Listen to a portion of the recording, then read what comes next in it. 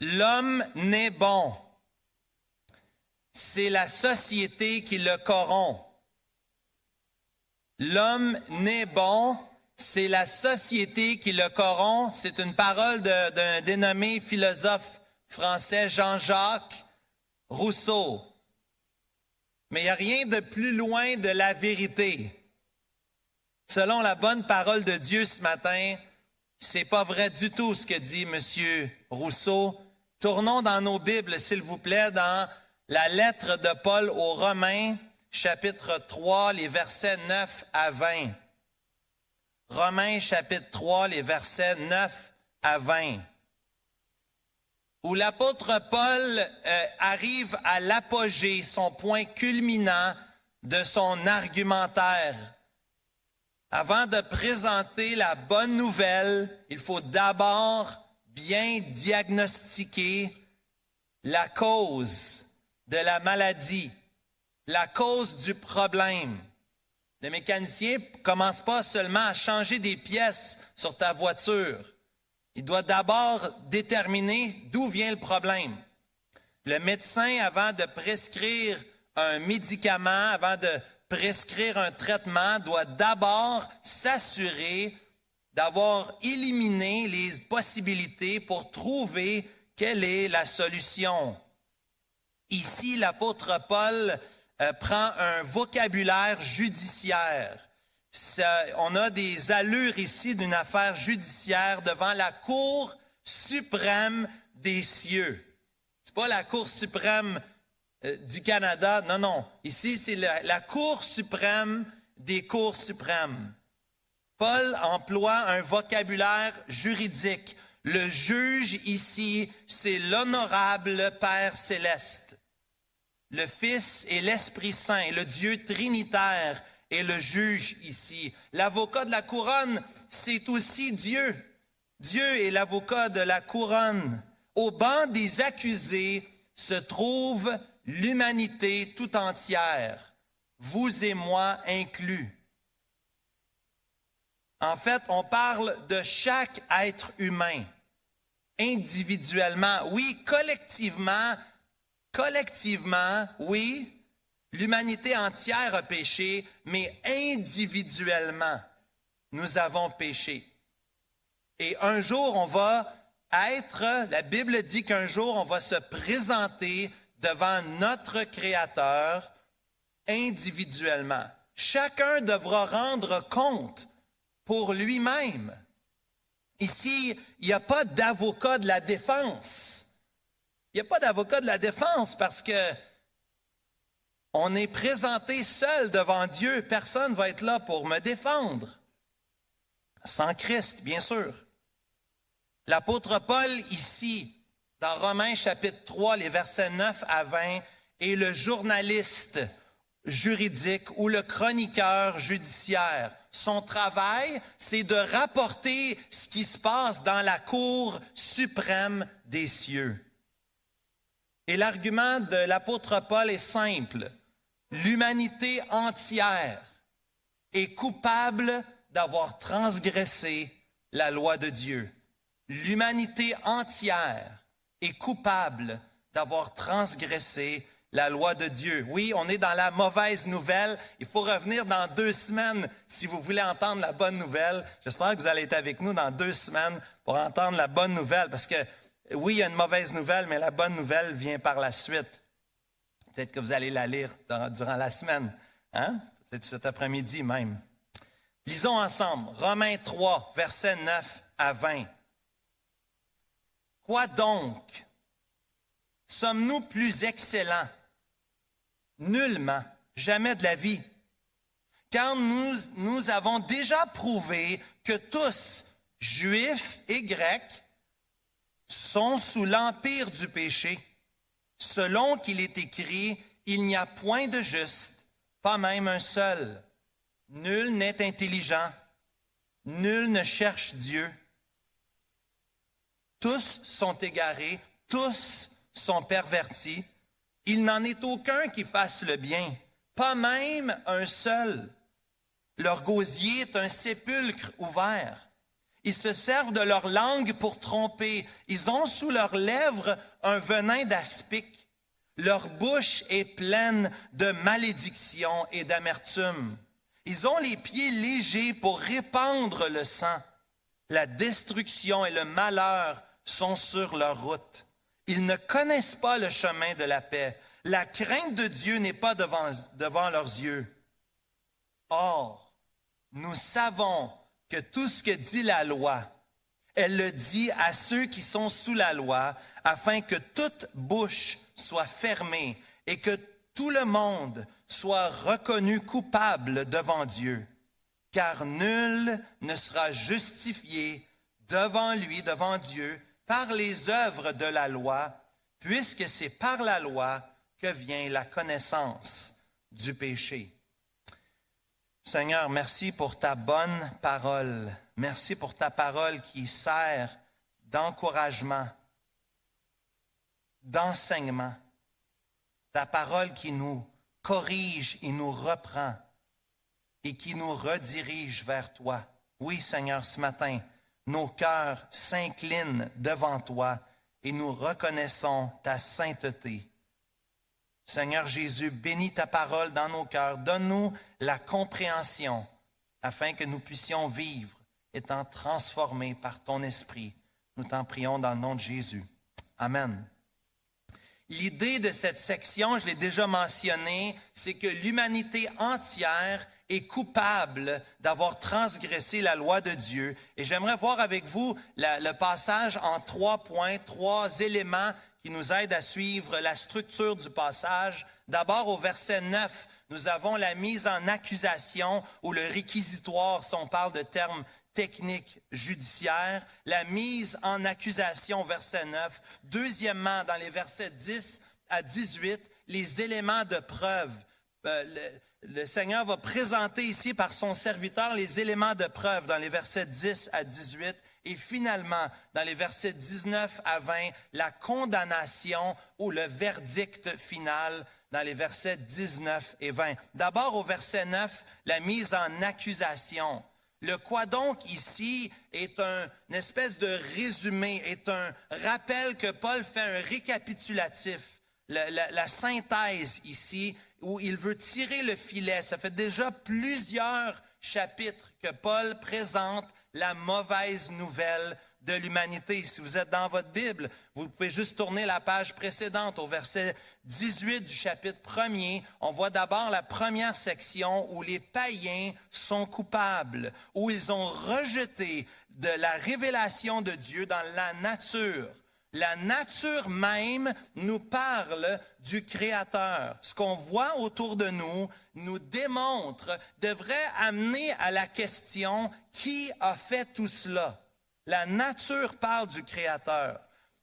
Ils ont poursuivi, les païens, une vie d'idolâtrie, une vie de dégradation.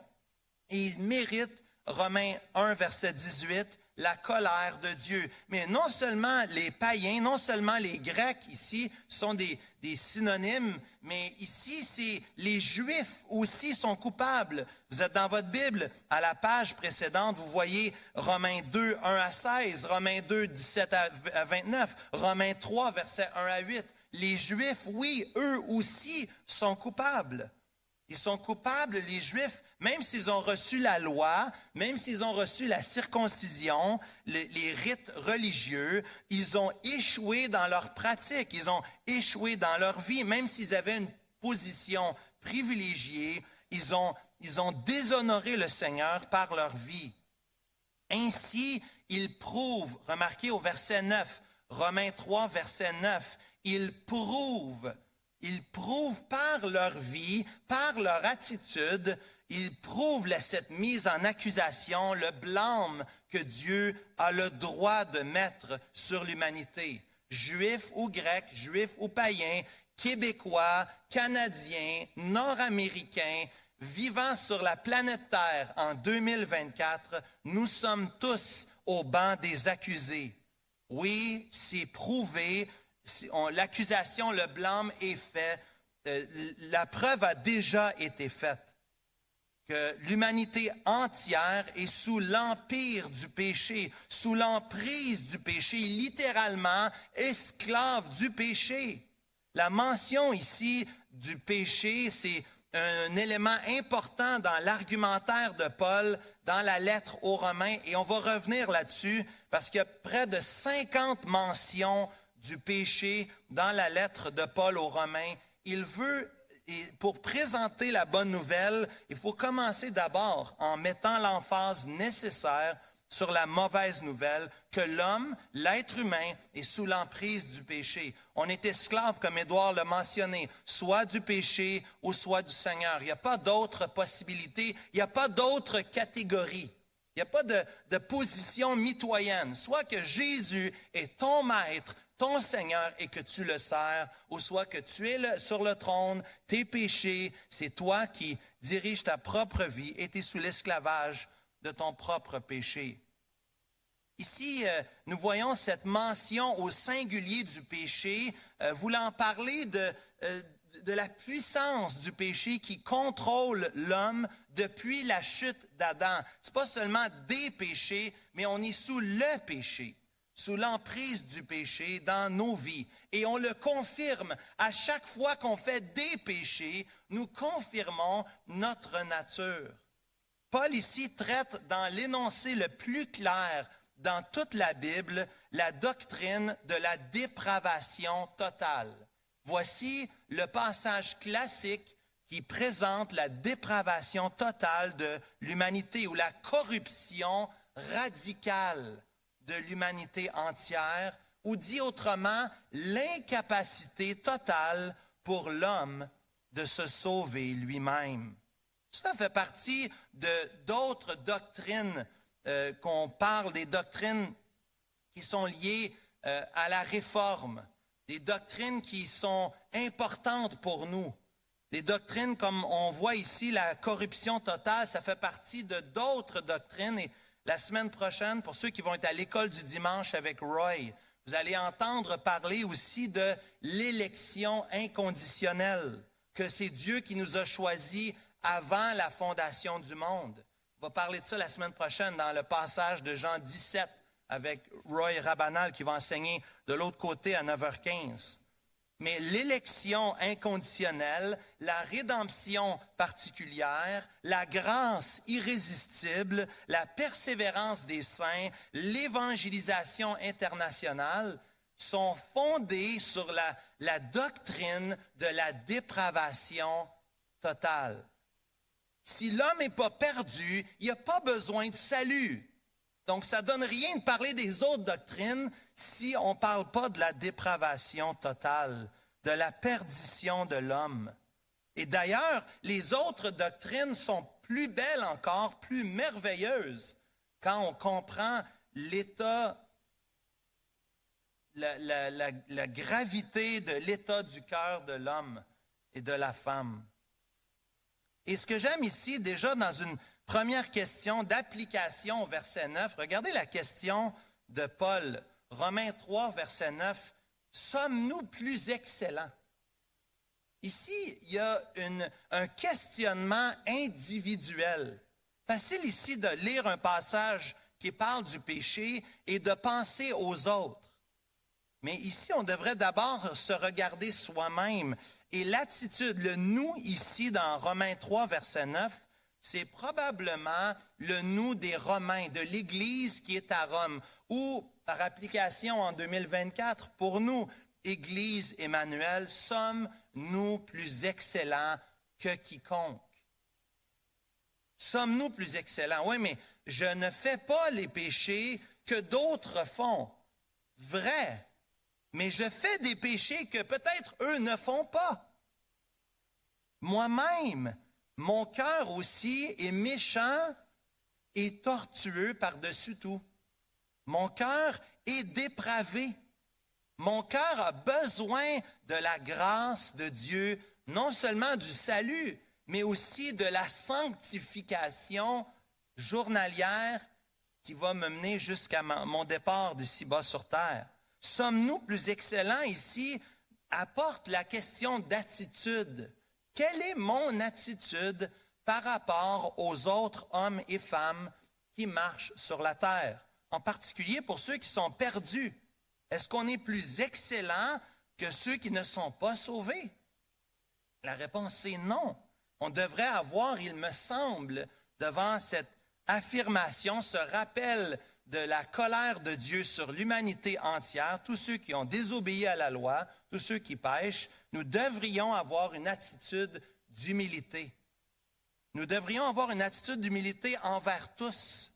Cela ne veut pas dire d'excuser le péché, mais d'abord de reconnaître mon propre cœur qui est perdu et qui a besoin du salut. Et si ce n'était pas du salut que Dieu a fait dans ma vie, dans mon cœur, qu'il opère les changements dans ma vie, je serais exactement comme ceux qui ne connaissent pas Dieu. L'humilité ici, frères et sœurs, devant une doctrine si sérieuse, si importante, l'humilité de reconnaître que nous aussi, nous sommes condamnés, sans Christ, condamnés. Et les éléments de preuve ici, on les voit dans les versets 10 à 18, deuxième point, les éléments de preuve, après la mise en accusation au verset 9, les éléments de preuve se voient dans les versets 10 à 18. On aurait pu prendre plusieurs arguments ici pour démontrer la véracité. L'avocat de la couronne, Dieu aurait pu prendre des éléments assez simples, juste regarder l'histoire de l'humanité.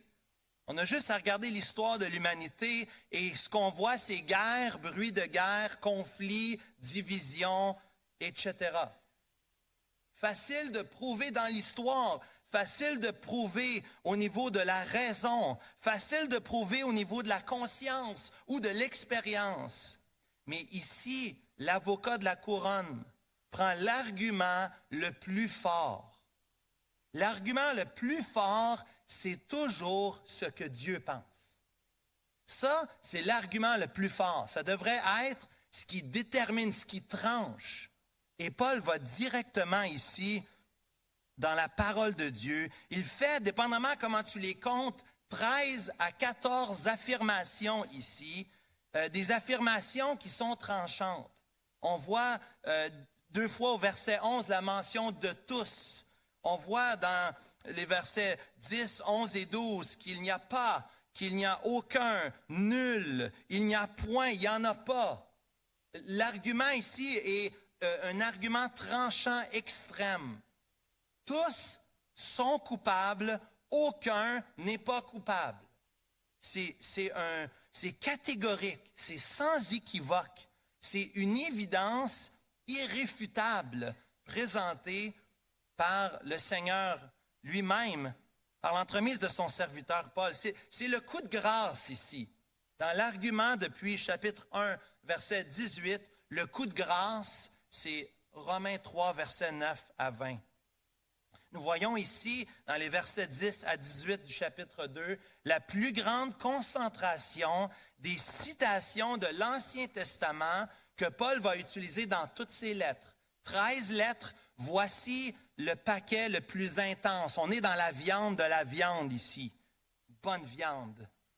Une bonne viande marinée. Hein? Une bonne viande boucanée, là. Hein? Dans le slow cooker, là. C'est là. C'est condensé, là. La condensation est là. Puis ici, les rabbins ici appelaient ça enfiler les perles. Un peu comme un collier de perles. Il y a plusieurs perles, puis on les rentre une après l'autre. Une perle, c'est beau, mais imaginez quand on les enfile une après l'autre, on voit le produit fini. Wow! Ici, c'est un peu ce qu'il est en train de faire. Il va citer majoritairement des psaumes. Psaumes, vous les voyez, vous avez votre Bible, dans la marge, vous voyez les cross-references, les références croisées. Si vous voulez aller voir, peut-être ça serait intéressant. Vous allez voir que c'est majoritairement des psaumes qui sont cités, avec quelques citations d'Ésaïe ou des Proverbes ou de l'Ecclésiaste, tous des livres de sagesse. Et Paul ici, dans cet argumentaire, dans cette mitraillette d'arguments, va démontrer cette liste. Et ça sert à montrer 2 choses, je crois, ici. D'abord, que ce ne sont pas les paroles de Paul, ce n'est pas son argumentaire, mais c'est plutôt les paroles que Dieu a données lui-même et il y a ici un poids supplémentaire. C'est Paul prend la parole de Dieu pour pointer, pour que l'argument soit encore plus fort. Et deuxièmement, comme on est en train de voir dans le livre de l'Ecclésiaste, il n'y a absolument rien de nouveau sous le soleil. Il n'y a rien de nouveau sous le soleil. Le cœur de l'homme, depuis Genèse chapitre 3, les ados ce matin, on parlait de mariage, il a fallu aller parler de la chute. Il est venu bousiller le mariage. Aux ados, on a parlé de ça ce matin, Genèse 3. Mais Genèse 3, on voit le début du péché. Depuis Genèse 3, il n'y a rien de nouveau sur le soleil. Le cycle se répète. Une fois de plus, cette liste démontre que c'est les mêmes accusations qui ont été apportées à ceux qui nous ont précédés il y a 1000 ans, 2000 ans, 3000 ans. C'est les mêmes accusations qui sont toujours valides aujourd'hui en 2024. Et Paul va prendre la rhétorique d'un évangéliste pour nous démontrer que tous ont besoin d'être sauvés. La bonne nouvelle, Romains 3, verset 24. La bonne nouvelle, c'est que tous ont besoin d'être sauvés. Ici, on en a pour toutes les sauces, frères et sœurs. Ce n'est pas que chacun de nous tombons dans chacun de ces péchés. Mais ici, chacun d'entre nous, on devrait se retrouver à quelque part dans la liste de péchés. Cela démontre ici l'universalité du péché chez l'être humain, mais aussi l'étendue du péché dans chaque facette de nos vies, de façon individuelle et de façon corporative, le corps de Christ ou le regroupement des personnes, les ramifications sont évidentes. Paul va utiliser ici dans son argumentaire, dans sa mise en accusation, il va faire une autopsie. Une autopsie en démontrant toutes les parties du corps dépravées, toutes les dimensions de la vie qui sont affectées et chaque partie du corps étant engagée dans le péché. Regardez avec moi au verset 11. Vous voyez le cerveau, l'intelligence. Regardez ensuite au verset 13 et 14, le gosier qui est l'arrière-gorge, le pharynx, on utilise moins ce mot peut-être aujourd'hui, mais l'arrière-gorge, le pharynx, la langue, les lèvres, la bouche. Voyez cette liste, tous qui ont rapport avec la bouche ou le parler. Au verset 15, les pieds et au verset 18, les yeux. L'argument de Paul, c'est que de la tête aux pieds, l'homme est coupable devant Dieu. Et il n'y a pas de juste, verset 10. Il n'y a pas de juste, pas même un seul. Le thème de la justice est un autre thème important. En plus de parler du péché une 50aine de fois, il va parler de la justice une 30aine de fois. Et le verset qu'on devait mémoriser il y a quelque temps de cela, Romains 1, versets 16 et 17, nous rappelle que j'ai pas honte de l'Évangile, c'est une puissance de Dieu pour le salut de quiconque croit, du juif premièrement, puis du grec, parce qu'en lui est révélée la justice de Dieu par la foi et pour la foi, selon qu'il est écrit, le juste vivra par la foi. Le thème de la justice est important ici. Paul veut rappeler ce qu'il a déjà dit, que personne n'est capable de se justifier soi-même. Si tu penses pouvoir arriver devant Dieu et négocier avec lui, tu te trompes. Si tu penses que tu peux plaire à Dieu en faisant des bonnes actions, tu te trompes. Si tu penses que tu peux garder le standard de Dieu, eh bien, tu te trompes. Quel est le standard de Dieu? Quel est le standard de Dieu? Jésus a dit, soyez donc parfaits comme votre Père céleste est parfait. Soyez saints, Lévitique 19, verset 2. Soyez saints, car je suis saint. Nous sommes invités à marcher dans la perfection. Et cela est impossible.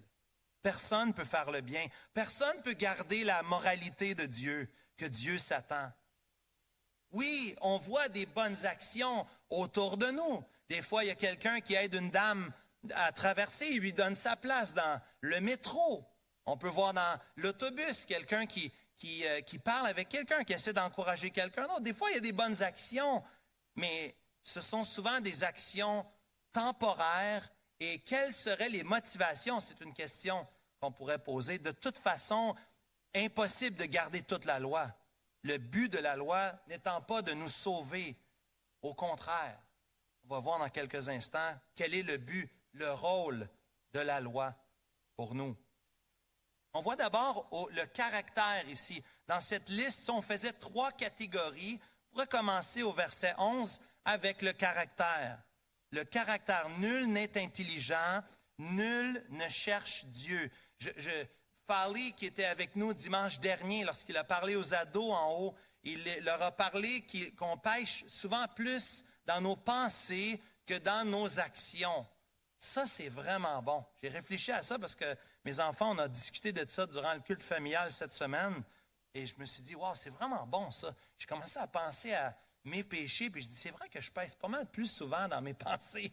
J'ai souvent toutes sortes d'idées dans ma tête qui sont mauvaises, qui viennent de mon cœur, en fait, parce que je suis tenté, attiré, amorcé par ma propre convoitise. Puis la convoitise, ça c'est intérieur. Lorsqu'elle a conçu, enfante le péché.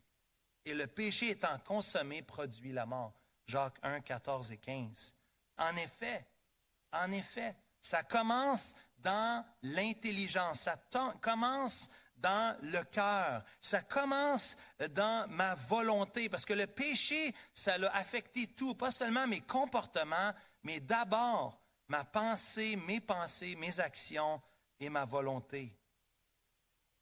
Toutes sortes de personnes sur la terre, certains qui disent, au verset 11, on voit cette expression, nul ne cherche Dieu. Et il y a toutes sortes de religions dans le monde. Ou des gens qui cherchent une expérience religieuse. Mais est-ce qu'ils cherchent Dieu réellement? Est-ce qu'on cherche Dieu? Comment chercher Dieu? Qu'est-ce que chercher Dieu? Tous sont égarés à la fin du verset 11. Tous sont pervertis, c'est-à-dire qu'on a pris le champ et ce n'est pas de façon accidentelle, c'est délibéré. On est débauché ici, c'est l'idée d'être, que ce soit dans la débauche ou dans la religion, on est perdu. Ce que l'homme fait, c'est vain, c'est inutile. Vanité des vanités, tout est vanité, poursuite du vent. On était égarés, nous dit Ésaïe 53, verset 6. Nous étions errants comme des brebis. Chacun suivait sa propre voie.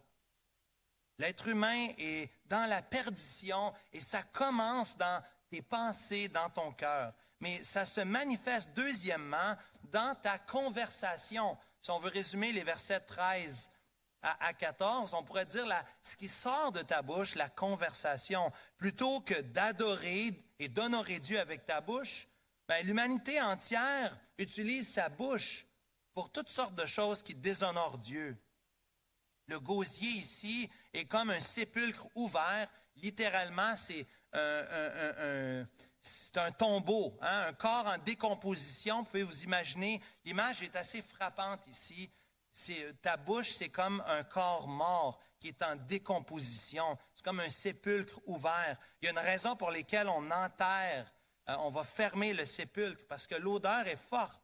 Ici, le langage de l'homme est tellement sale. Ce qui sort de sa bouche, c'est tellement mauvais. Ça pue tellement que Dieu reconnaît ici. La bouche nous parle de l'abondance du cœur. Il y a un thermomètre. Quand tu écoutes quelqu'un parler, quand tu écoutes son langage, son vocabulaire, mais aussi ses aspirations, ses priorités, comment il parle des autres, comment il vit sa vie, la bouche nous donne le pouls spirituel d'une personne. C'est ce que l'Écriture nous dit. Hein? L'homme tire des bonnes choses du bon trésor de son cœur, car c'est de l'abondance du cœur que la bouche parle. Fait que celui qui est méchant, il tire des mauvaises choses de son cœur. Et c'est de l'abondance du cœur que la bouche parle. Les langues sont trompeuses. On utilise notre bouche plutôt que pour aider les autres, on l'utilise pour tromper les autres, pour manipuler les autres. Dans nos paroles, on dit des demi-vérités. On ne dit pas toute la vérité, ou on présente les choses d'une certaine manière qui n'est pas le reflet de la situation qui s'est vraiment passée. Nos langues sont trompeuses et manipulatrices. Troisièmement, les lèvres ont un venin d'aspic, c'est un poison destructeur et meurtrier. Hodge dit ici que nos lèvres infligent la souffrance et se délectent de la méchanceté. Combien on a pu blesser les autres avec nos paroles? Combien de fois je suis coupable d'avoir blessé d'autres par mes paroles? Soit par inadvertance, mais des fois volontairement. J'ai dit des choses qui ont blessé les autres. J'ai pris des paroles qui ont détruit plutôt que des paroles qui ont été utilisées pour construire. Finalement, quatrième de cette liste dans la conversation, la bouche est pleine de malédictions et d'amertume. Pouvez vous imaginer ici l'amertume qui ressort dans des conversations où on rabaisse les autres, où on critique les autres, où on pointe du doigt des autres. Plutôt que de bénir, on va maudire notre prochain, lui aussi fait à l'image de Dieu. Oui, notre conversation, nos paroles sont un thermomètre spirituel et sont la preuve de notre déchéance et de notre dépravation. Finalement, un troisième C, la conduite, dans les versets 15 à 17. On est toujours dans le deuxième point, mais dans le troisième sous-point, la conduite ici. Ils ont les pieds légers, c'est-à-dire rapides, pour répandre le sang. L'être humain, depuis son histoire, est meurtrier dans sa conduite. Il veut détruire les autres pour s'avancer soi-même. La destruction, le malheur sont sur leur route. Ils ne connaissent pas le chemin de paix. Le désir de gagner, on en parlait vendredi soir à la cellule de prière, le désir de gagner, d'avoir raison est destructeur pour la paix. Pour celui qui est dépravé, il est prêt à tout pour avoir ce qu'il veut. Il répand la souffrance et le désastre. Il détruit la paix par ses actions.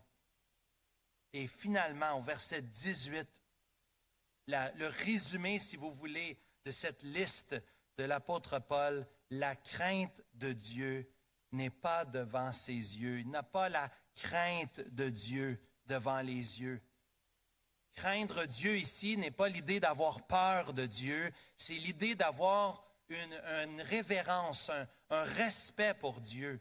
C'est de reconnaître qui est Dieu, d'avoir une révérence pour lui dans nos pensées et dans nos actions. Je veux tellement honorer Dieu dans ma vie que je vais m'empêcher de faire le mal parce que je veux honorer Dieu, j'aime Dieu. Eh bien, celui qui a le cœur dépravé, il n'y a aucune crainte de Dieu, il n'y a aucun respect pour Dieu. Dieu, c'est comme si Dieu n'existait pas. Il vit sa vie à l'encontre de Dieu sans vouloir l'honorer et le respecter. Donc, ici, nous voyons dans notre nature, notre incapacité de faire la volonté de Dieu. Notre volonté qui est perdue, qui est déchue, nos pensées, nos paroles, nos pieds, nos yeux, tout est dépravé, perdu. Éphésiens chapitre 2, verset 1, nous dit que nous étions morts dans nos offenses et dans nos péchés. Que peut faire un homme mort? Qu'est-ce qu'il peut faire? Il sent. C'est la seule chose que fait un homme mort. Il sent. C'est la décomposition. Il ne peut rien faire par lui-même. Il n'y a aucune capacité de répondre à l'invitation de Dieu, de se repentir, de se tourner vers lui. Sans l'invitation et l'action de Dieu, l'être humain, l'humanité entière est sous la déchéance, sous la perdition. Des fois, on parle de libre arbitre. Le libre arbitre de l'homme. Savez-vous ce que ça fait, le libre arbitre? Selon George Whitefield, le libre arbitre te conduira en enfer. Laissé à toi-même, tu t'en vas directement en enfer. Il n'y a aucune personne qui va aller au ciel à cause du libre arbitre. Spurgeon, quand on lui parle, Charles Haddon Spurgeon, le prince des prédicateurs, lorsqu'on lui parle du libre arbitre, il dit, j'ai entendu beaucoup parler du libre arbitre, mais je ne l'ai jamais vu. Parce que comme on a entendu, on est toujours esclave de quelque chose. On est toujours esclave. Et ici, Paul décrit l'esclavage de l'humanité entière devant Dieu. Incapable de se sauver soi-même. Incapable d'être en paix avec Dieu par lui-même.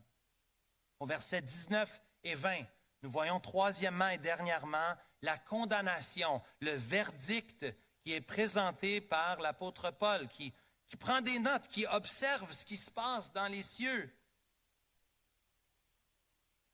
Or, nous savons que tout ce que dit la loi, elle le dit à ceux qui sont sous la loi, afin que toute bouche soit fermée et que le monde soit reconnu coupable devant Dieu. L'objectif ici, c'est que toute bouche soit fermée, que personne ne peut se défendre. L'avocat de la couronne a tellement bien fait son travail, écoutez-moi bien, il a tellement bien fait son travail que l'accusé est en silence. Il ne peut même pas ouvrir la bouche pour se défendre. Qu'est-ce que tu vas répondre au Créateur de l'univers lorsqu'il va montrer le film de ta vie? Qu'est-ce que tu vas lui dire? Comment vas-tu te justifier devant lui? Ben, c'est pas de ma faute, c'est ma femme, c'est pas de ma faute, c'est mes parents, c'est pas de ma faute. À un moment donné, à quelque part, ça va être de ta faute. À un moment donné, chacun d'entre nous, nous allons rendre compte pour nos œuvres, nos péchés d'action, nos péchés en pensée, nos péchés en parole, nos péchés d'omission, des choses que j'aurais dû faire que je n'ai pas faites, un jour, parce que je serai devant Dieu, qu'est-ce que je vais répondre? Tu pensais à qu'est-ce que tu vas dire à Dieu? Je fais mon possible. Je fais mon possible. J'ai vraiment tout essayé de suivre ta loi. C'est vrai que tu as suivi ça, mais regarde tout ce que tu n'as pas fait. Le monde entier, chacun d'entre nous, juifs, grecs, québécois, tombe sous le jugement de Dieu. Et la loi ici, quel est le rôle de la loi? La loi ici révèle le péché de l'homme et démontre la perfection de Dieu. Ce qu'on a chanté, il est saint. La loi démontre que je ne suis pas capable de me sauver et que j'ai besoin d'un sauveur. C'est la ligne droite de la loi qui montre comment mon cœur est croche, tortueux. La loi ne nous justifie pas et ne nous sanctifie pas. La loi nous convainc et nous condamne. C'est le rôle de la loi. Comme un thermomètre, la loi indique la température spirituelle de nos cœurs. Comme un miroir, elle nous montre qui nous sommes vraiment. Elle nous parle de nos péchés et des conséquences dévastatrices de notre péché. Que faire avec un message pareil, mon frère, ma sœur? Que devons-nous faire avec un message pareil? Cher ami qui m'entend aujourd'hui, que faire devant une condition si déplorable, devant la destruction, la perdition, la dépravation de l'humanité entière? D'abord, personnellement, notre espoir ne dépend pas de nous-mêmes. Notre espoir dépend de la miséricorde plutôt que de la justice humaine. Notre espoir, frères et sœurs, dépend de la croix où la miséricorde a coulé pour moi, où le pardon de mes péchés a été opéré une fois pour toutes, où Jésus a pris mes pensées perverses, ma bouche sale, mes péchés, mes pieds qui font le mal, mes yeux qui regardent à la mauvaise place, qui ne craignent pas Dieu. C'est à la croix où la miséricorde de Dieu a coulé pour moi. Vous savez ce que ça veut dire, la miséricorde?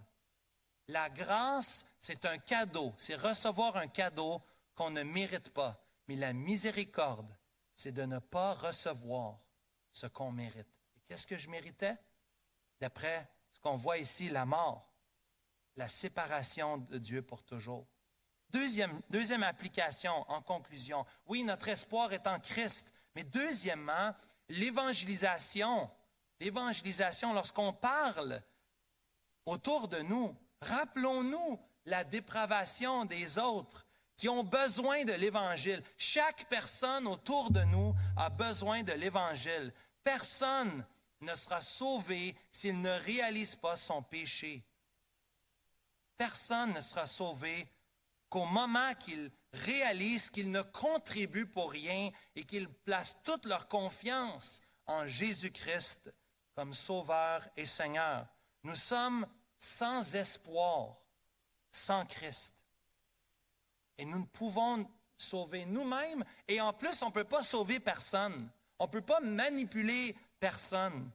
Il nous faut l'intervention de Dieu pour sauver, pour donner la vie éternelle.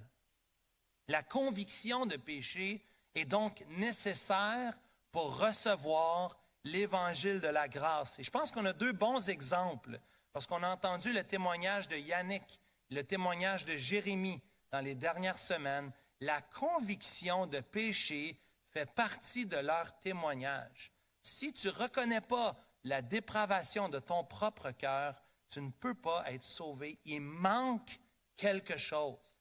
Ce n'est pas seulement croyez en Jésus, c'est repentez-vous et croyez en Jésus-Christ. Une autre implication, troisièmement, d'abord, oui, la miséricorde pour nous, l'évangélisation, mais aussi la véracité de la Bible est une autre application importante pour nous. Jamais l'être humain n'irait à ce point de se condamner lui-même. Jamais on ferait cela. Jamais on dirait des choses pareilles. Jamais l'être humain voudrait s'inculper de cette manière. La Bible est un miroir. La Bible dit les vraies choses. La Bible décrit des choses qu'on voit et qu'on entend autour de nous. La Bible est donc un miroir. Elle est vraie. Ce n'est pas seulement un conte de fées. Des fois, mes amis disent ça. Je parle souvent de mes chums d'hockey. Ils parlent de la Bible comme étant un conte de fées, où on me dit que c'est comme des histoires, mais je dis c'est pas des contes de fées, c'est pas toujours bon. En fait, la Bible parle pas mal plus de péché.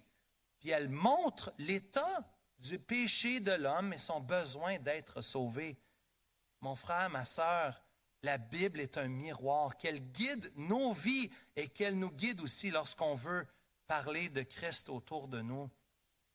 La véracité de la Bible aussi nous montre, nous explique les difficultés que nous vivons dans le monde. L'absence de paix depuis le début de l'histoire de l'humanité, la présence de conflits, les guerres, la vengeance, c'est la dépravation du cœur de l'homme. Laissé à lui-même, l'homme apporte la destruction. Qu'est-ce qu'on fait avec la doctrine de la dépravation? Jeunesse, on était ensemble ce matin. Mais marie-toi avec un chrétien. Si tu n'es pas marié, marie-toi avec un chrétien. Pourquoi c'est important? Parce qu'on veut avoir les mêmes valeurs sur ce point en particulier. Si tu penses que l'homme n'est bon, c'est la société qui le corrompt, eh bien, ça va changer. Ça change beaucoup avec celui qui pense que même ce petit enfant qui sort du ventre de sa mère est une petite boule dépravé, qui pense à lui-même et qui se comporte de façon foncièrement égoïste. Je comprends que l'enfant n'a pas fait toutes les expériences, Mais nos enfants, frères et sœurs, sont dépravés. Ils sont perdus. Ils ont besoin de Christ. Ce n'est pas juste leur comportement qu'on veut changer. On veut aller plus loin que cela. On doit aller et leur présenter la bonne nouvelle de l'Évangile, le cœur. La raison que tu fais le mal, c'est parce que dans ton cœur, dans ton intelligence, tes paroles, tes pieds, tes yeux, tu es perdu. Tu as besoin d'être sauvé. Et je ne peux pas m'empêcher de terminer. Je vous demande d'aller dans Romains 3, verset 23. Je ne peux pas m'empêcher de terminer ainsi ce matin. Dans la section suivante, il faut revenir dans 2 semaines, mais c'est trop fort. Car tous ont péché et sont privés de la gloire de Dieu. Et il y a de l'espoir. Il y a de l'espoir pour toi, mon ami, aujourd'hui. Il y a de l'espoir. Ils sont gratuitement justifiés par sa grâce, par le moyen de la rédemption qui est en Jésus-Christ. L'invitation t'est offerte aujourd'hui. Oui, j'ai un cœur dépravé. Oui, je suis perdu. La grâce de Dieu est disponible pour celui qui se repent, qui croit en lui.